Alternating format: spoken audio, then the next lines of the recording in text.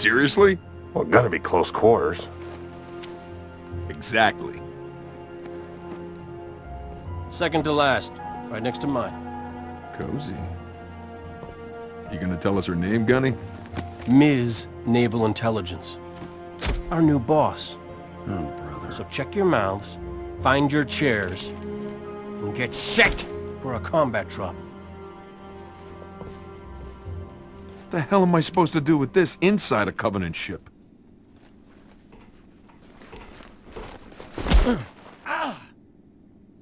Wake up, Buttercup. Relax, rookie. He don't mean nothing. Besides, now's one of those times. Pays to be the strong, silent type. Alright, hello and welcome to my review of Halo 3 ODST. Halo 3 ODST is the next entry in the Halo franchise, and it serves as a prequel to Halo 3, and it is set during Halo 2. You won't play as Master Chief here, but you will play as an ODST, an Orbital Drop Shock Trooper. Basically, you're the 101st Airborne of the Halo world. And during a drop on New Mombasa, all hell breaks loose, and you are separated from your unit and have to find clues to where they are. You will play flashback missions as the other ODST in your unit, and these feel more like Halo 3 than the standard Halo ODST gameplay does when you're playing as the rookie, the main character of the game. When you're playing as the rookie, you feel alone and outnumbered, and it feels much, much different from the standard Halo fare. If you see a brute and think, oh no, Biggie, I can take him, well, you might be able to, but sooner or later, 1 or 2 brutes, hell, you get 3 brutes on you, you can be dead within a couple of minutes. I mean, these situations that you're up against, Master Chief could just be like, bam, take him down, but, you know, as the rookie, you're pretty much screwed. So you've got to use tactics, and actually, for the first time in a Halo game, stealth. It's really different, but let's talk about the graphics before I delve too much into the storyline and gameplay. The graphics in the game are actually pretty good, and they're even better than Halo 3, but it's still the same engine, you can tell that, but thankfully they toned down the lighting. In Halo 3, the lighting was just too bright, but the city in the game actually feels really, really good. It looks great. The level design is very, very different, and it's very interesting, and just being in this huge city of New Mombasa, that we've only played maybe once or twice in Halo 2, if I remember correctly.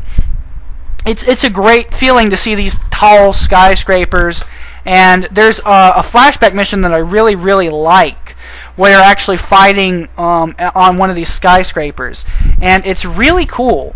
And there's just a lot of detail, and it's, like I said, it's just great to see a different environment in the Halo universe than what we've seen, doing much more of a urban environment setting, which I really like. The game is actually a lot darker in tone, and it's much, much more serious than any of the previous Halo games. The story in this game really works, and it's actually quite done. And what really makes it work is that all the ODST troops, all your squad, have such different personalities. And the voiceovers and the actors that got to play these roles are simply fantastic. They play their roles spectacularly well. The game has some slight humor to it, just like you would see in a real situation. Basically, the best way to describe the storyline of this game is picture something like Band of Brothers or Saving Private Ryan set in the Halo universe, whereas to me the other Halo games felt more like a Die Hard, more of a Triple X, more of your big blockbuster action type movie that didn't have a very serious tone, whereas this game has a very serious tone to it, which I really like. So the darker tone in the story and the game setting really makes the game a lot more interesting. The gameplay is somewhat different from Halo 3 as well. The rookie's missions are very lonely, and you face odds that, as I said before, the Chief could tackle in his sleep. But as an ODST, things are a lot harder, and it makes for a much more intense gameplay experience. The battles are much more rewarding because of it. You don't have a normal health regen, but something more akin to the first game. You have stamina, which will be depleted and will recharge over time, but you have a health bar that once your stamina is depleted will start to take damage, and you'll have to find health packs to recharge these. But don't worry, these are fairly well scattered throughout the levels, so the game is never too difficult. There are some truly challenging sections of the game, but I think what they really got right was a perfect difficulty. Almost all the settings are perfect for a different amount of players. The game never seems to put the odds against you, and if you fail, it's generally your fault.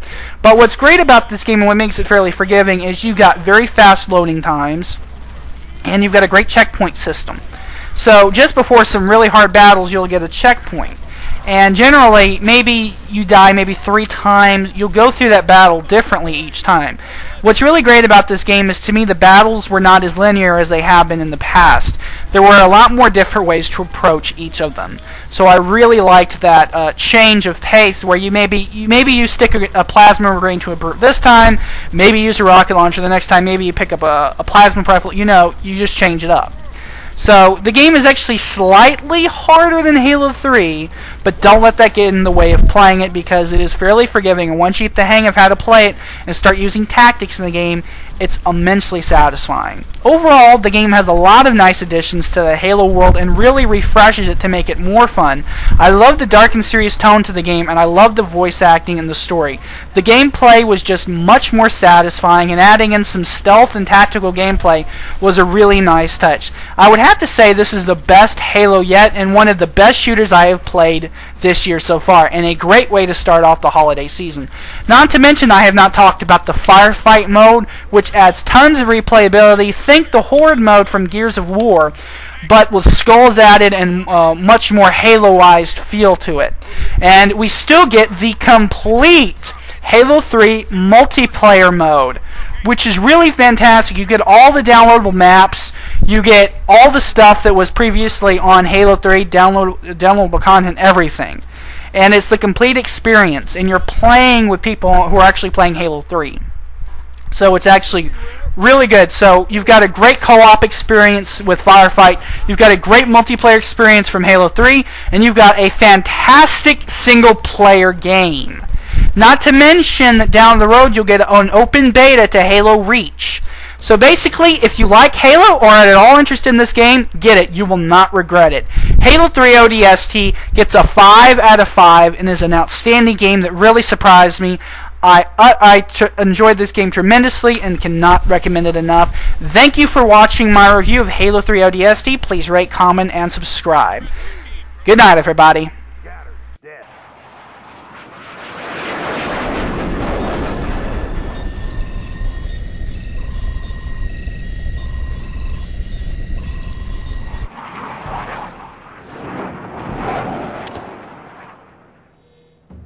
Good hunting, boys.